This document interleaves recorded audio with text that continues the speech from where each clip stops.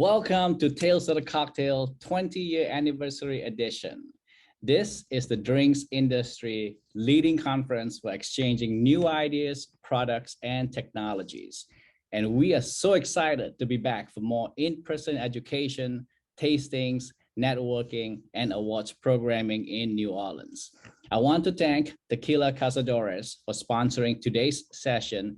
Hello, my name is Gen Z. Let's get phygital. Actually, no, my name is really Dr. Michael Chang, and I'm definitely not a Gen Z, but I do work with Gen Zs every day in my role as Dean of the Chaplin School of Hospitality and Tourism Management at Florida International University in Miami, ranked in the top 1.5 percentile globally and number 8 in the US. And we have the world's only spirits management curriculum created in partnership with Bacardi USA, and we house the Bacardi Center of Excellence. But enough about me and FIU and Bacardi. I want to introduce our panel members today in alphabetical order, starting with Lauren Azevedo, winner of Arizona's biggest cocktail competition, the 2022 Last Slinger Standing. And then we have Bad Birdie, the Instagram influencer with 200,000 followers, who has been transforming the global cocktail scene starting from Los Angeles with her amazing cocktail creations. Next, we have Jamie Mandeville, award-winning mixologist and National Director of Education for Bacardi. And Jamie has been a featured presenter and panelist at Tales of the Cocktail, as well as many other conferences. And lastly, we have Jen Smith, Director of Strategic Insights and Analytics at Bacardi, whose job is to focus on finding new ways to uncover and address unmet consumer needs. What an incredible panel.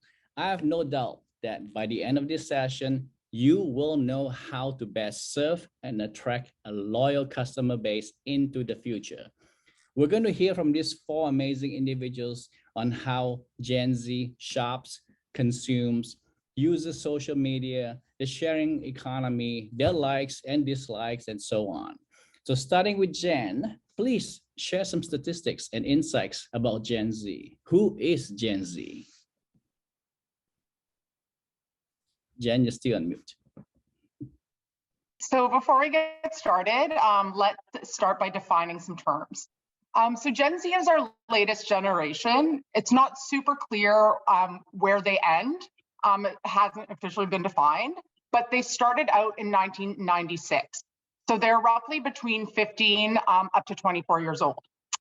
There are over 1.2 billion Gen Zers globally, 67 million in the US, which means Gen Z comprises roughly 22% of the total US population.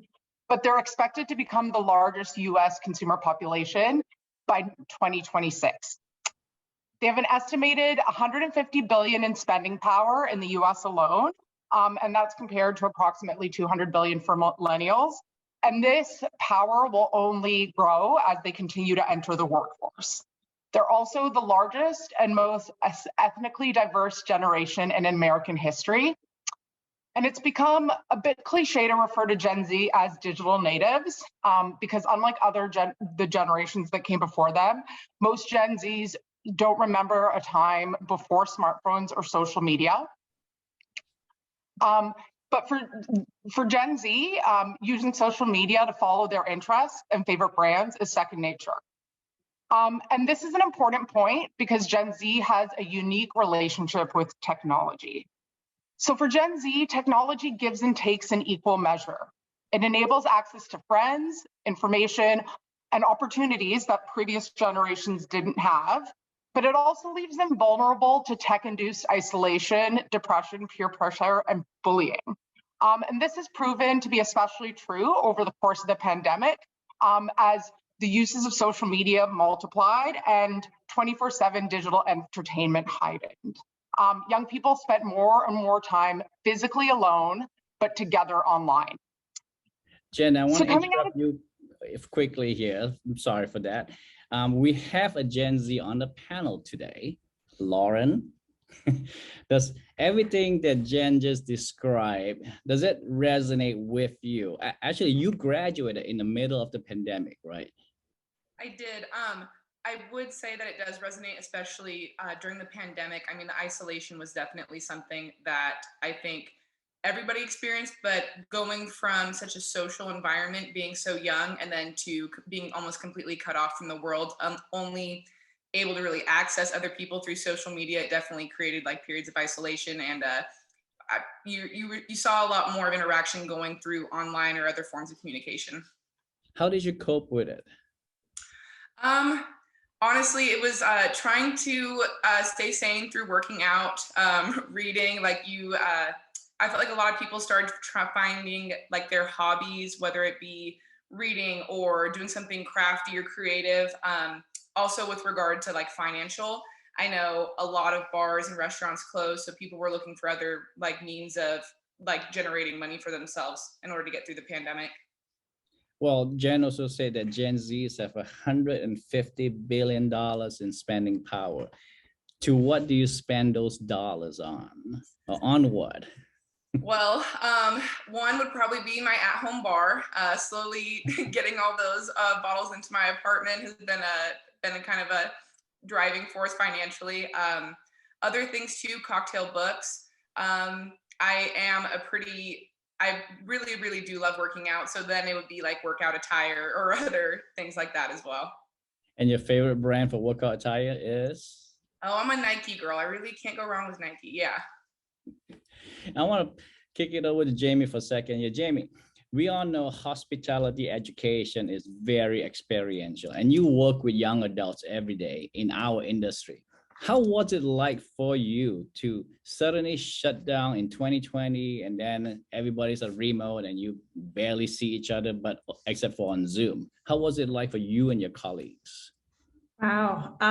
Yeah, it was a big shock to everybody. I mean, we were all used to traveling quite often. In my role, I was a brand ambassador before I jumped into my current role as director of education. So I was used to being out like 4 or 5 nights a week in the bars, traveling about 75% of my time. But it's really, as you know, the brand ambassador is really sort of the bartender's bartender. I'm kind of the brand ambassador's coach. And so it was a lot of trying to figure out like, how do we still engage and how do we still build a community? Because that's the biggest thing with hospitality is community. And so how do we still do that in a virtual manner? And so we started, just kind of building those connections, the people that we would normally see when we would travel. If it was like having, like kind of just like fun little like challenges of like, talk to us about your, how you make your daiquiri, and just getting people from all across the globe to jump on and connect and have a bit of fun and make a cocktail at home.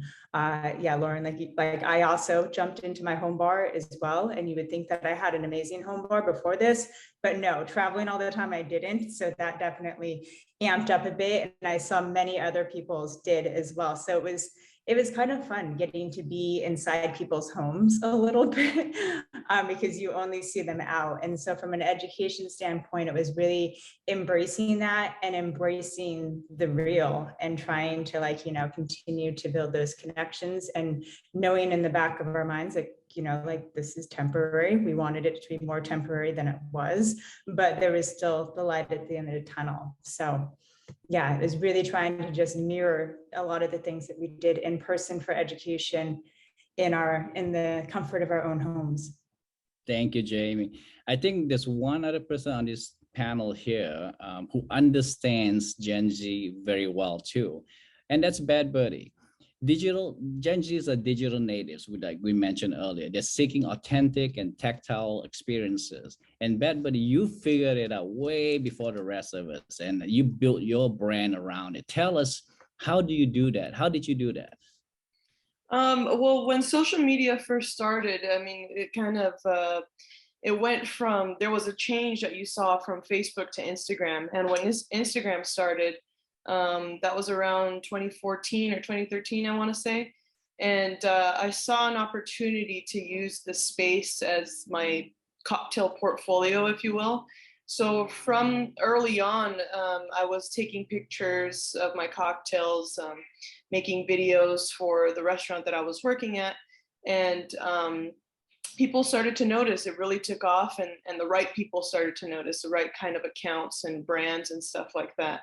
And not only did it help the cocktail bar that I was at, but it was helping me, generate some more income for myself on the side.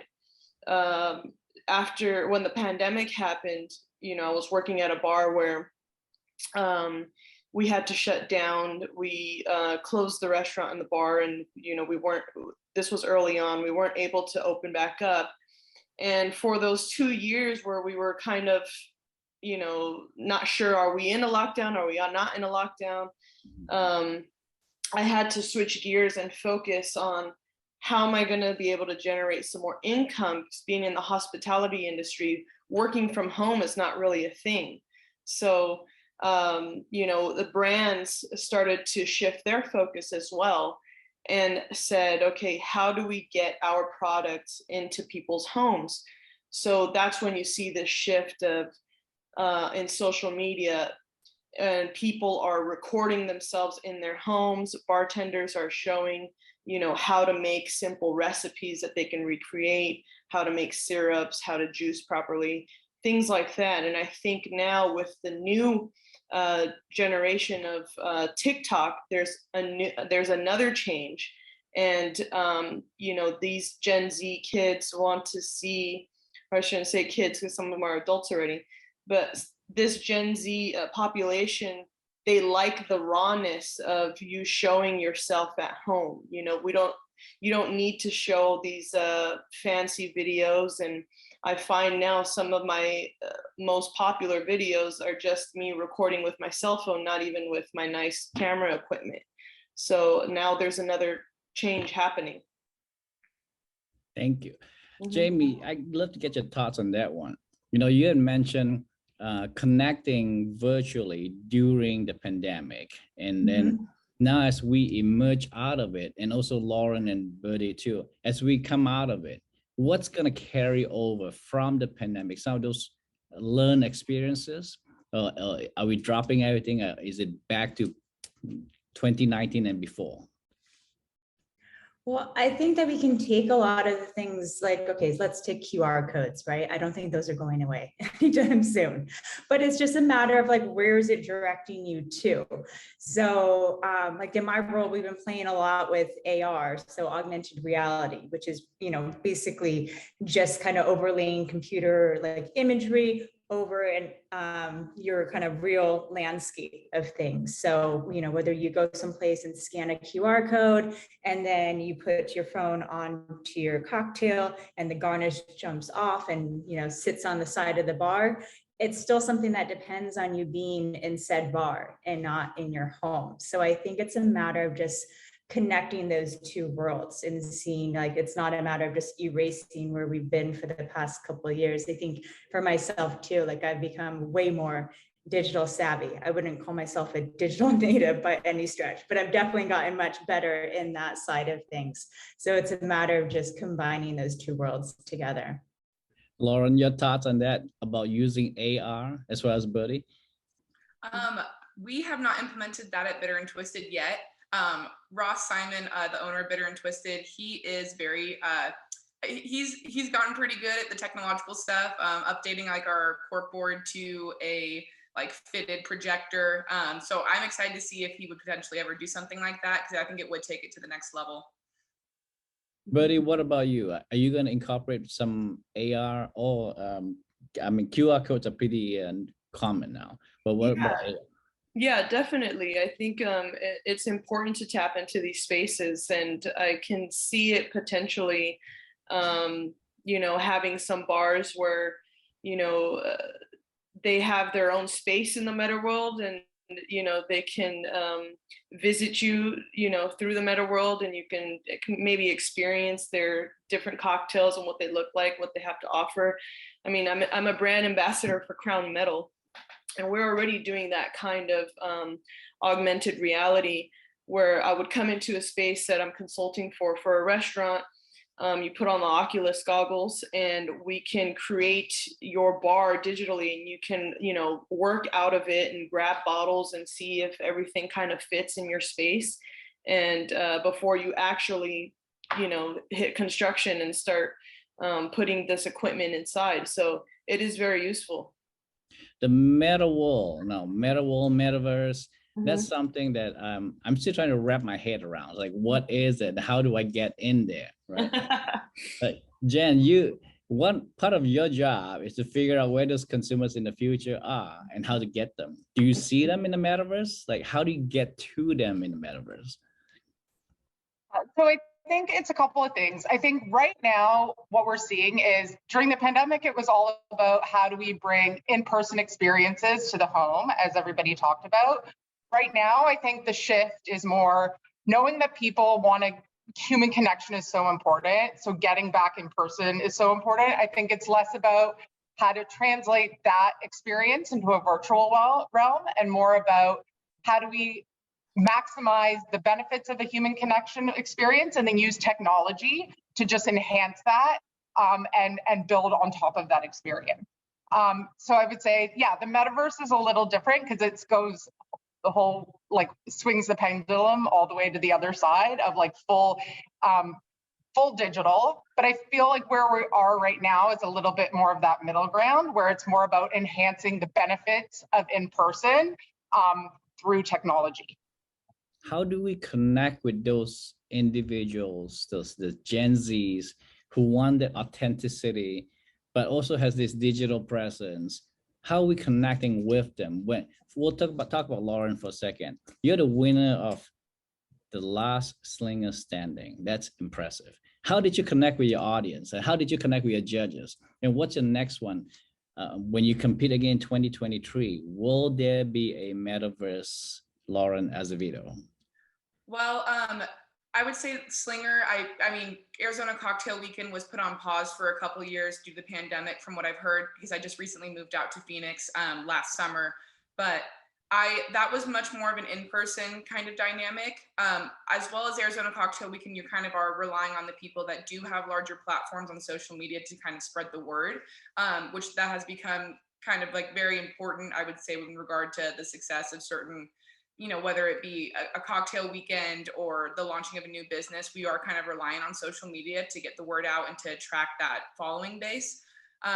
But Slinger, fortunately, was in person, which I tend to feel like I thrive a little bit better in, just because I'm not super tech savvy yet, but yeah. That's great.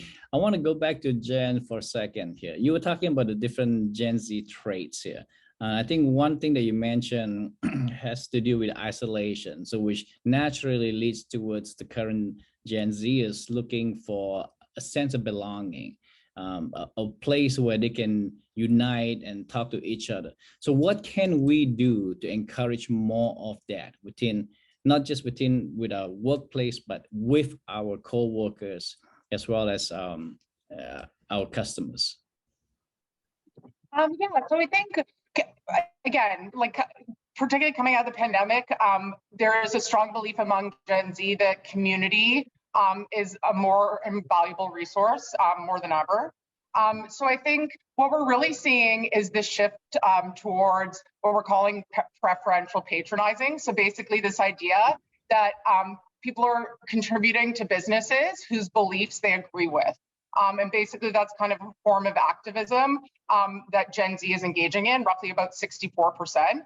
And I think what that's really speaking to is the role of Gen Z as purpose-driven consumers and the belief that through their dollar and through who they choose to visit or patronize, they're one, connecting from a community perspective with others whose beliefs they align with, but then two, also making a statement as consumers as they share online the fact that they patronize certain businesses versus others.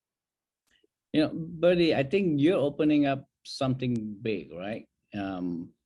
I'm probably gonna butcher the name. Is it Kudo O? Kudu Owl. Kudu Owl. Yeah. Thank So you. Kudu Owl is my newest project, and I'm currently looking for a brick and mortar in the Pasadena area. While we're waiting for the right building to come along, we've started our private bartending section of it. So we're doing all sorts of corporate events, weddings, birthdays, things like that, and bringing craft cocktails to people. You know, we still have a lot of people that are comfortable now being at home and aren't really ready to go out. So it's been a nice project, and it's been successful. So I look forward to, you know, our brick and mortar and incorporating different ways that we can connect with the community. And I want to hear a little bit more about that on the brick and mortar concept. How are you planning on connecting with the community? Well, we're focused on doing like a craft cocktail experience that's a little more interactive, and some of my favorite cocktails to make, instead of just having a cocktail in front of you, having something that, you know, has elements of sound or smell, visually appealing, things like this. It's things that complement all the senses. How, somebody will have to help me out on this one. How do you translate that into the metaverse? Into the metaverse? Yeah. It could be like, you know, something like a visually appealing cocktail, you know, that incorporates some sort of sound or something like that, something that might resonate with the consumer. So if you put on a pair of Magic Leap goggles, which by the way, I saw the second generation, it is very cool. It's so like, just like my regular glasses, and it's augmented reality. I'm not sure how much time it takes to program the environment. I could just totally imagine what you just described there. You get the sound, and then you're physically making the cocktail, yeah, drinking it, and you get beaches behind you or in front of you. Yeah, kind of how Jamie mentioned before, how they were working on a project where, you know, you might have a little figure, you know, maybe swimming in your cocktail, or maybe this little, you know, it could be like a little tiger and it talks to you or something like that. Right now is Year of the Tiger, so you can have a little tiger swimming in your cocktail, something like that, something cute. People are looking for something different, and you know, because everything is so techy and digital, they want something that is Instagram worthy or TikTok worthy for them to record and share it with their friends and family. I wonder, can we make augmented reality Instagram worthy? Like, how do you? I think, yeah, you can. I think you just record, you know, it's just recording clips of what's happening. Yeah. That's brilliant. That's the greatest thing about AR, is that everybody has, like, you know, like an AR reading device like in their hands. You know, if you have a smartphone, like you already have that. You can screen record, you can like put it on Instagram or Snapchat or TikTok, whatever, you know. So it's something that's very easy and accessible for people. Yeah, I mean, you could even do, like, with Kudual, we can do digital tours of our restaurant where you can, you know, come in and experience, you know, what it's like on a night, you know, on our busiest night, something like that. I love that idea. Let's go back to community for a second. I know, Lauren, you moved from California to Arizona, and now you're conquering the mixology scene in the entire state of Arizona. How are you connecting with the local community? Like, who do you hang out with? And I mean, you're just like in a whole different state during the pandemic when everybody's indoors.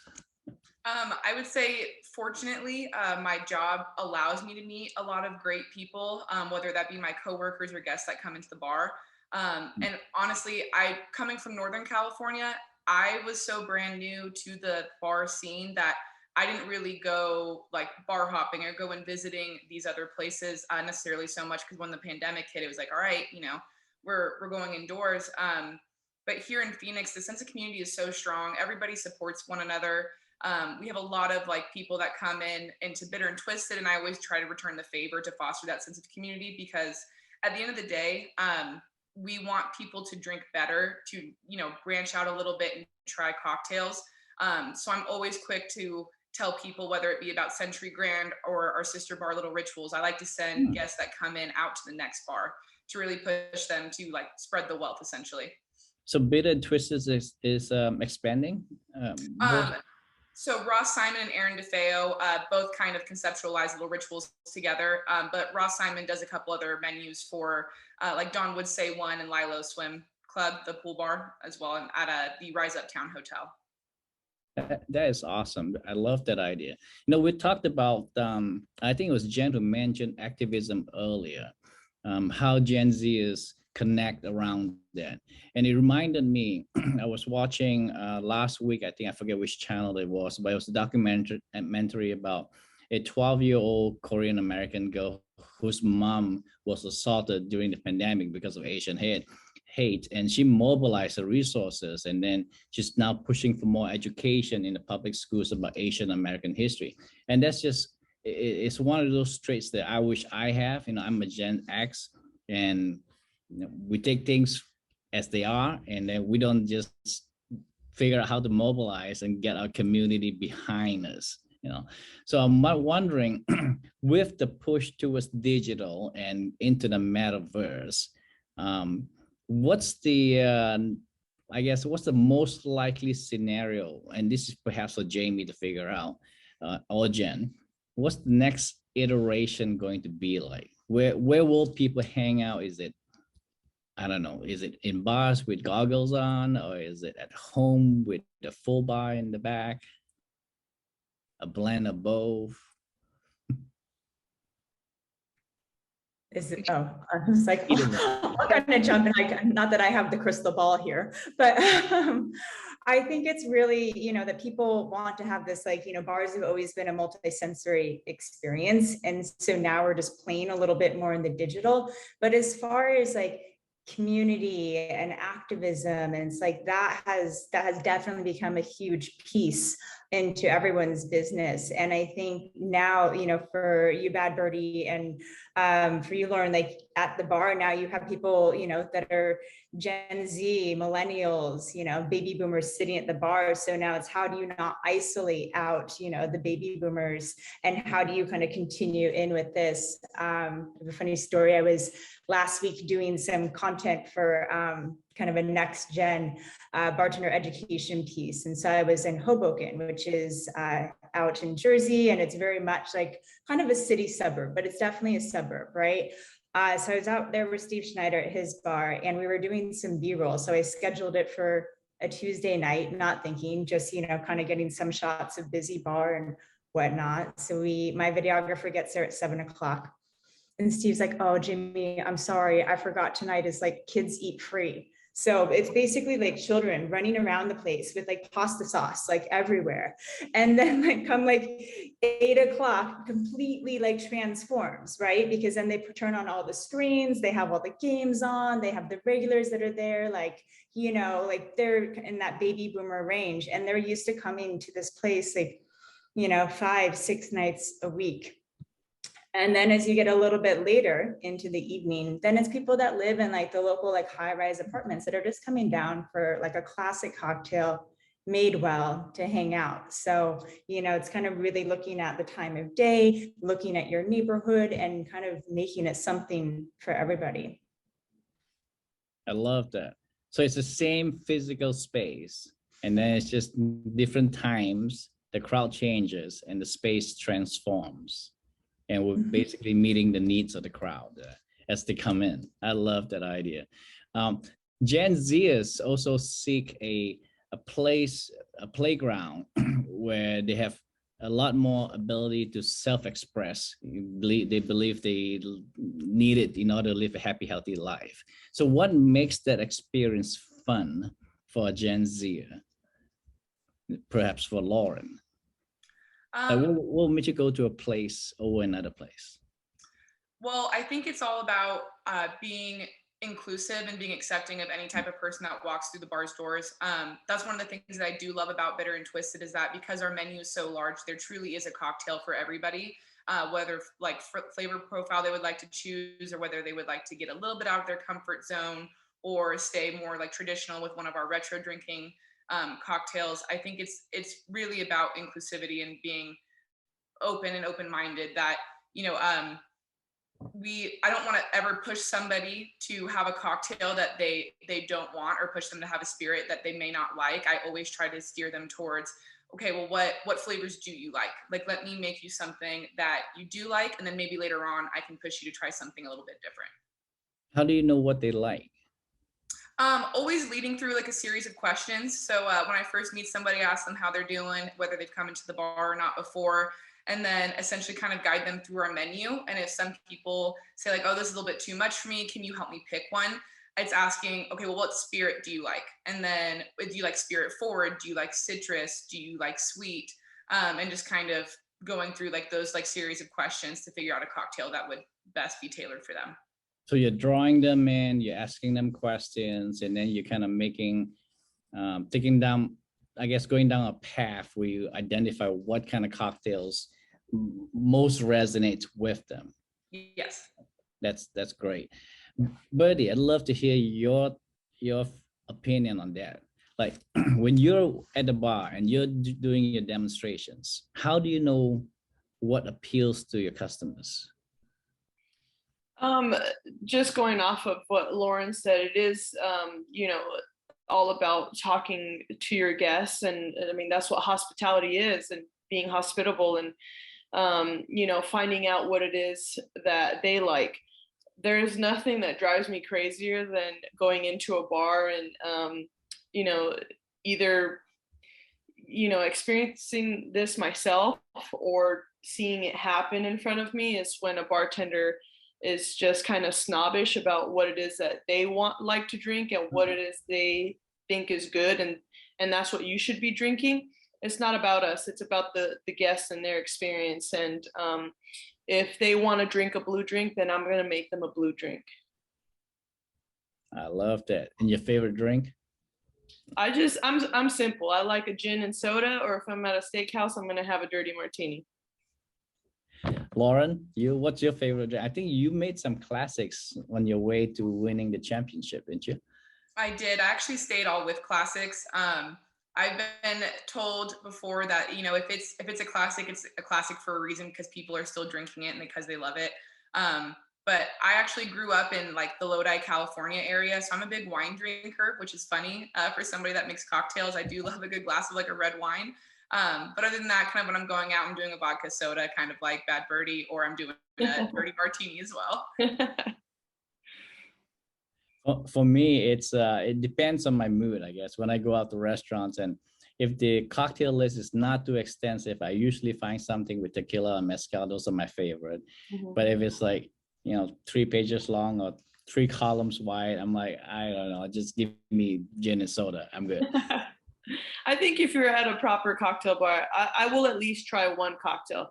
I'm not the biggest drinker. You know, after 2 cocktails, I'm kind of like, okay, I'm good. But if I'm at a good cocktail bar, I do want to try at least something off their menu. You know, I want to get you guys' opinion on this. You all travel the world, I'm pretty sure. I was at the all-inclusive recently, and it struck me as I'm sitting at the I shouldn't say I hang out at the bar all the time, but I spend a significant amount at the bar at the all-inclusive. But they do not make any craft cocktails. They make you whatever you tell them to make. And when it comes to those, you know, a lot of times it's like margarita, you know, that's like the basic thing people ask for, or whatever slushy drink that they come out with. Like, how do you encourage people to explore and to experiment? You want to go, Lauren? I mean, with Bitter and Twisted, I think like the first step of that is like people can see our Instagram, and then we have tons of people that come in and they go, I want the drink that's in the bear, or I want the drink that has the rainbow on it. So generally that's kind of like the first step. Or when guests are sitting in front of us and they see us making the cocktails, they're always asking, what is that one? And I've never had a problem with answering, oh, like this is this one. And that kind of is like the showmanship of Bitter and Twisted, is that when we are building these, you know, 8 to 9 drink rounds and guests are going, oh my goodness, all of these are different and all of them look like gorgeous. Now it gets them to kind of want to try one. Also, I think it's people are starting to go out to bars where they kind of like scan the menu before. I don't know if you guys are like this, but before I go out, I look up the menu. I want to know what I'm going to drink and eat before I even get in there. So I think that kind of like is fostering that sense of like a little bit of adventurism, a little bit. Yeah. You And I definitely feel like, go ahead, Jen. I was just going to say, I feel like you bring up such an excellent point about like this digital kind of environment, in the sense that for Gen Z in particular, discover and seeking inspiration online, like before, sometimes during, and then after, like they actually go to an in-person experience, is such a big component.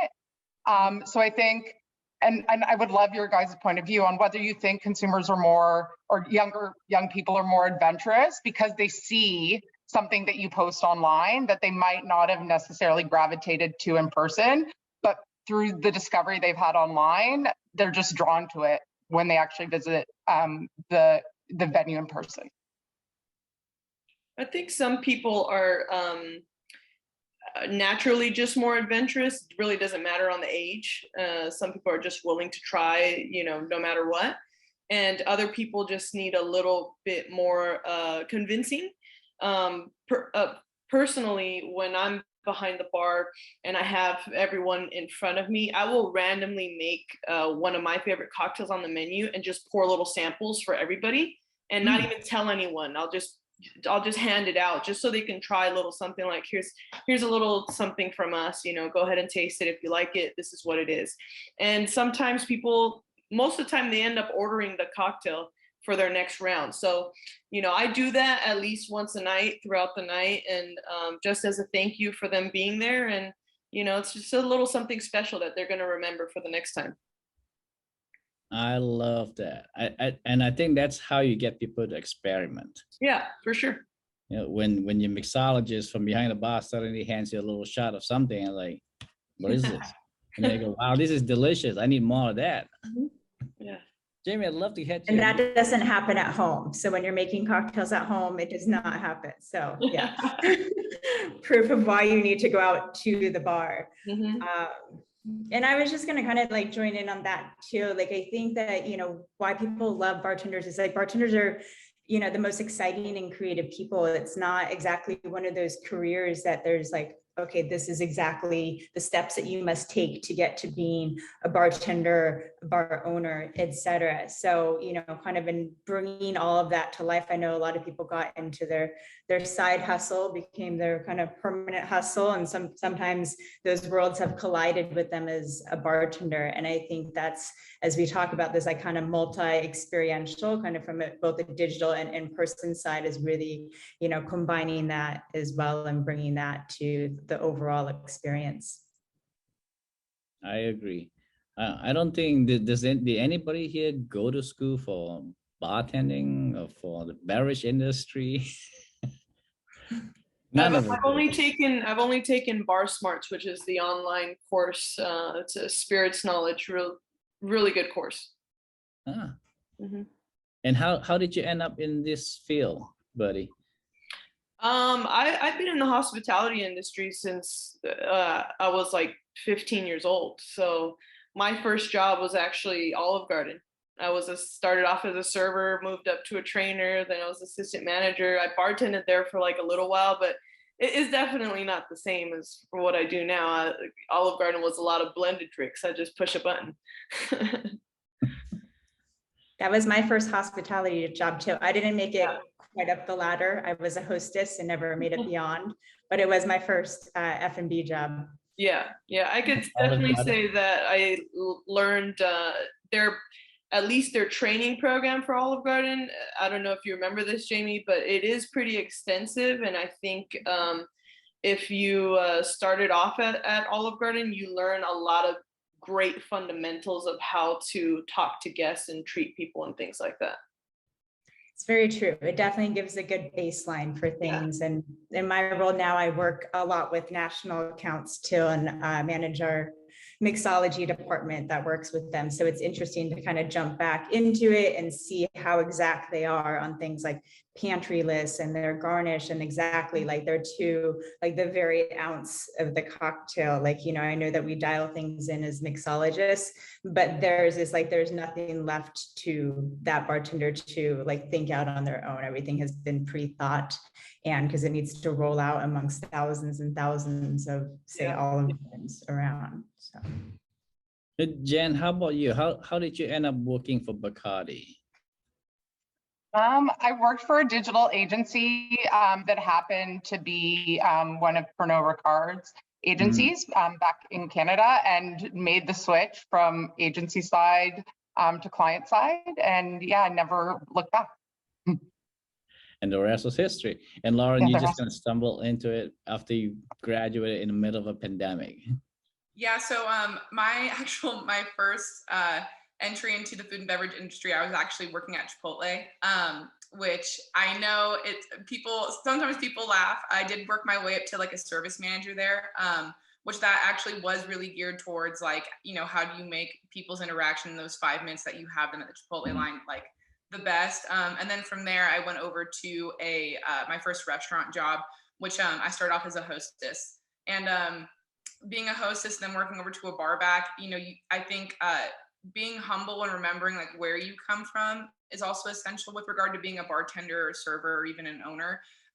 Because without those, like what some people think are smaller positions, the bar and restaurant does not work without them. Like I tell the bar backs that I work with all the time, like you guys are integral to what we do back here.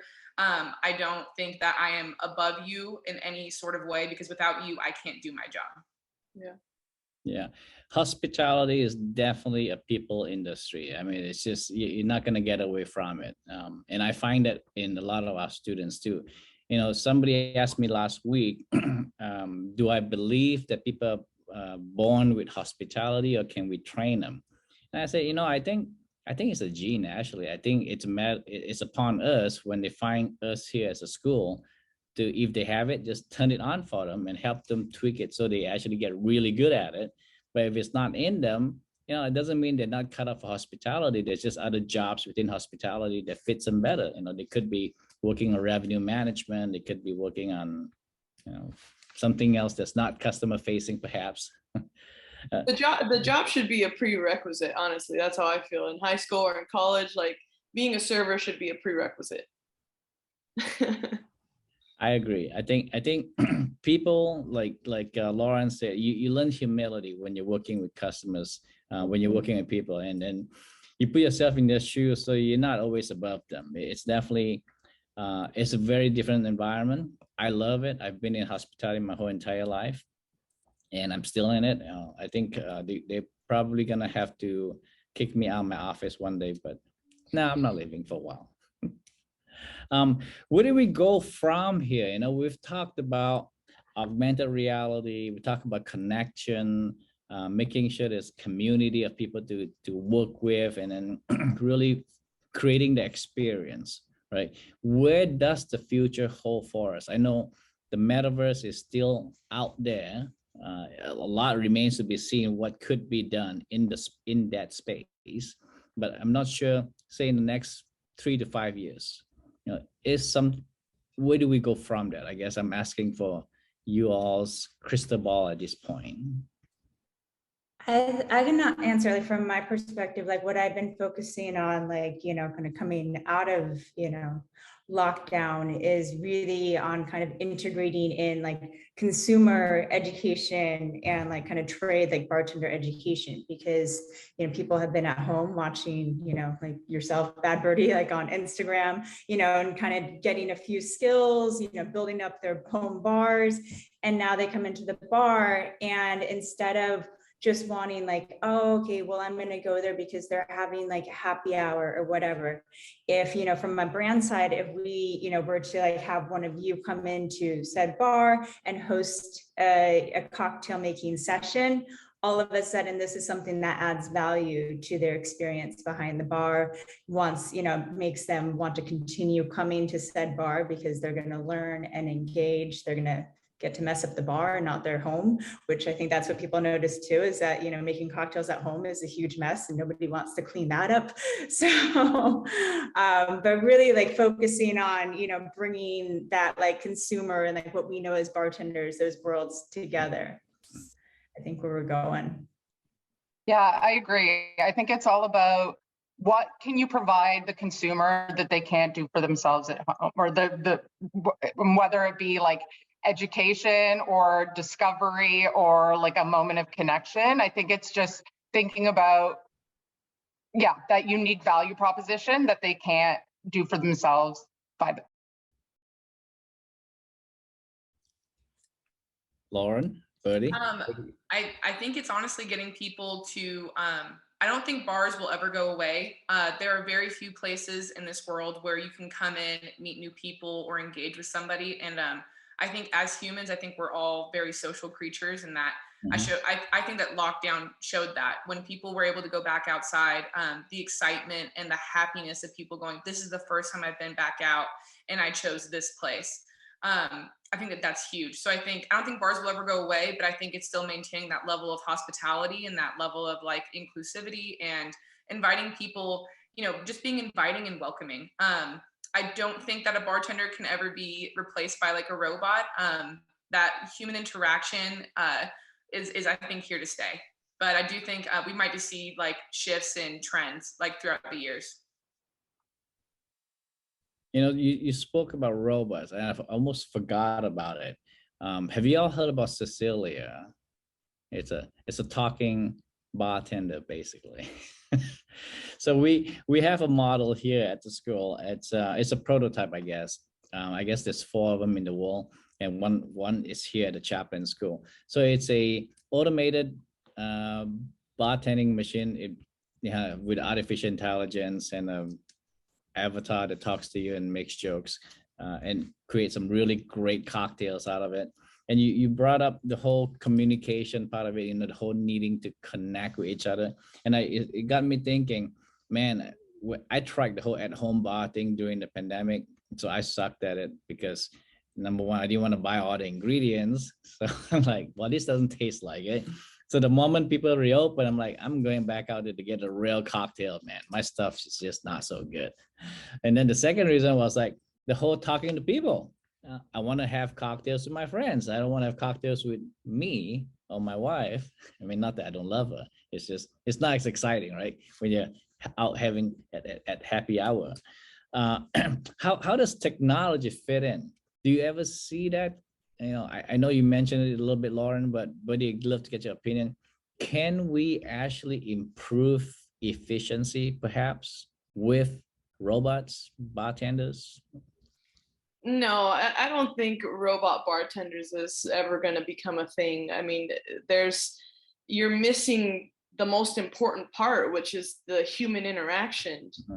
And I think that's why people go to bars. You know, I know when I go out with my wife to lunch or to dinner, we love sitting at the bar because we want to talk to that bartender. We want to interact with them.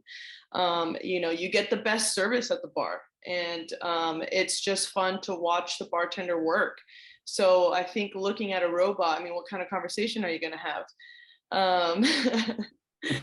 You know, I don't see the robots ever replacing a bartender or machines or anything like that. I agree with you. Like, I don't think it's going to replace, because nothing, you know, no machinery can replace like the real deal. But I think it is something that, like, you know, like, let's imagine, actually, when I was at Arizona Cocktail Week, the day after, like, I went through like the botanical gardens, right? And they do have like one little bar set up in there, but I mean, it's huge, right? And it's not really like you're trying to have a bar experience as you're like going around looking at cacti. But it would be nice to kind of just, you know, be able to, like, you know, almost like a vending machine, like you get a cocktail and move on with your guests. Or, you know, like I live in New York now, and like theater is back. You know, it's a very small amount of time that you have in that intermission to like jump out, get your cocktail, get back in your seat. So it's like, you know, you can have that choice. Like, do I want to like go because I come to this theater a lot and talk to my favorite bartender, get around and get back to my seat? Or am I just going to go and, you know, kind of grab a few cocktails and, you know, head back to the other experience I was having? That's awesome. We have about 5 more minutes remaining, and I'd love for each of you to give me your top 3 trends that you in cocktails that you see happening. So we'll start with Jamie. You know, your top 3 trends that you see happening in cocktails. Cocktails, I see people going back to the classics with cocktails. People, you know, through lockdown, it's like, okay, I just want a cocktail that's made well. I want it straightforward. I see that happening. I also see kind of more, maybe this like speaks at both sides, but it can be a classic cocktail that's just done in a riff, but I do see a little bit more as far as aesthetics and like garnish, or even like, you know, butterfly pea and other colors that people are playing around with. And I guess I'm not sure this is like really a trend in cocktails, but we'll say it's like a trend in the bars. And I, you know, through this, you know, it kind of blows my mind, Lauren, that like you know, like for me, like I think about my bar experiences pre-pandemic and this and that. And for you, it's like, okay, well, this is what you've known. And this is like, everything is kind of, you knew it as like lockdown. And now, you know, this like new sense of like reality of what the bar is. But for me, like, you know, especially being out at bars often, I would go by myself because I work in the industry and like, you know, I love sitting at the bar. And I would get asked all the time, like, oh, are you waiting for somebody? And like, no, I'm just here with multiple drinks in front of me, like no big deal. I don't have a problem. But now, you know, coming out of it, because I think everybody has just been so excited to return to that like human contact, that people are excited to meet new people, and they've been doing it kind of from, you know, the comfort of their own home. So there's a little bit more, I don't know, kind of discovery and like want for that discovery at the bar. So I think more people are going out to just have those like, you know, kind of chance like meetings with people. Thank you, Jamie. Lauren, what about you? Your top 3 trends that you see happening? I think a trend that I'm starting to notice is kind of a gear shift towards savory cocktails. People are steering away from kind of like, and a well-balanced cocktail will always have an element of sweetness or dryness or whatever that cocktail needs, but I am seeing a gear shift towards savory. I think we're also going to see, I'm starting to see a trend too with people in the industry coming in, they want to sample your menu and they're only drinking a few sips of each cocktail. So I'm seeing also a lot of that. And I would say my last trend would actually be non-alcoholic beverages are taking a kind of like a center stage for people that that just don't want to drink as much alcohol, or they want a lower ABV. I am starting to see companies like that kind of shifting over to, again, being more inclusive, that when you go to a bar, you can still have something that's delicious, but may not contain alcohol in it. Sample your menu. I haven't seen anybody do that. Seriously, people come in and say, I want to try this. Yeah. And then they just order it. Yeah. Honestly, the first person that I ever experienced it with was Matthias, who works for Jaeger. And he told me he was going to try a couple cocktails and to not be offended because he was only going to take a couple sips out of each. And that was kind of my first, you know, like, oh, that's right. You don't have to finish your cocktail. Like if you enjoyed it and you enjoyed it to the point where you're like, great, I want to try something new. I'm starting to see that happen with a lot of people as well, where they are enjoying their experience, but they're like, there's so much that I want to try, that they tend to only take like a couple sips and then they move on to the next. I'll do that. Yeah. Fascinating. Buddy, your top 3 trends that you think? Top 3 trends, definitely I was going to say the non-alcoholic, like Lauren mentioned. I think it's very important that restaurants and bars tap into that, especially with the availability of non-alcoholic spirits now. And it's important. I get asked on, you know, my social media all the time for non-alcoholic recipes. So I think it's a great shift, and also non-alcoholic recipes geared towards now THC CBD restaurants where they can't sell alcohol, but they can do a non-alcoholic cocktail with THC and CBD. The next trend I think would be milk punches, which I guess would be kind of, you know, the savory cocktail. It's a more bold, intricate, you know, cocktail to make. But I see milk punches being very popular right now. And probably the last trend is people wanting to learn, you know, at home more, learning how to make themselves a good cocktail. They want to know how to make syrups properly, how to juice properly, do bitters, tinctures, all of it. You know, they want to be more knowledgeable. That's amazing. I haven't heard about I guess shops that sells THC CBD cocktails without the alcohol, but Right. where, who's doing that? Is it just in a I know California, I think the Los Angeles area specifically has like 8 contracts that are going to allow CBD THC restaurants. You can't serve alcohol in it, but you can do you know, mocktails or non-alcoholic drinks with you know, CBD and THC, and however, you know, the restaurant and bar is going to determine how much goes into that. It's also in the food as well. So yeah, we're going to start seeing that. I need to book my next flight out to Los Angeles. Jen, how about you? I think what I'm seeing is a little bit of a combination of everyone's, in the sense that I think people being more interested in learning and experimenting and learning new techniques, I think, is just symbolic of how important self-expression and creativity are to young consumers, particularly Gen Z.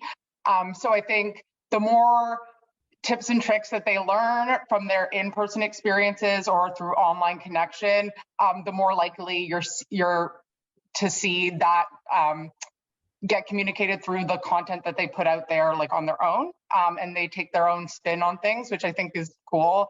I think the sober curious, and it'll be so, I think it'll be so interesting to see over the next 3, 5, 10 years how people get increasingly creative with in developing options for people who don't necessarily like want to consume alcohol. So excited to see where the creativity goes in that direction. And otherwise, I love the like classics coming back, and it's almost like re-educating an entirely new generation on a whole suite of cocktails that they've maybe never been exposed to. I love that.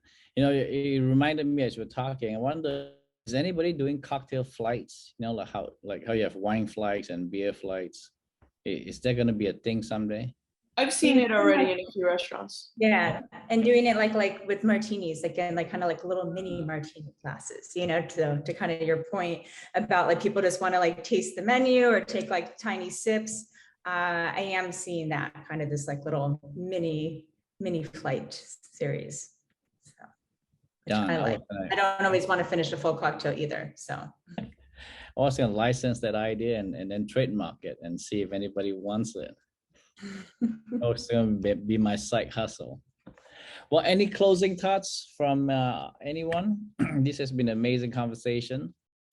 It's been really fun. I think one of the other things too, and now like, you know, with your bar opening, Brody, I think about this as far as like how people want to like engage in the digital space. And you referenced it a little bit earlier, saying that like sometimes you just, you know, sometimes you just shoot from your phone versus your professional camera. But people like so much want to see like the behind the scenes, right? They want to see things through the bartender's lens. They want to be back of house with you. They want to see, you know, like I would love to see your bar being built, like, you know, from the backside and what that day to day is. And it's just this thirst for reality and really engaging with the business that you want to support.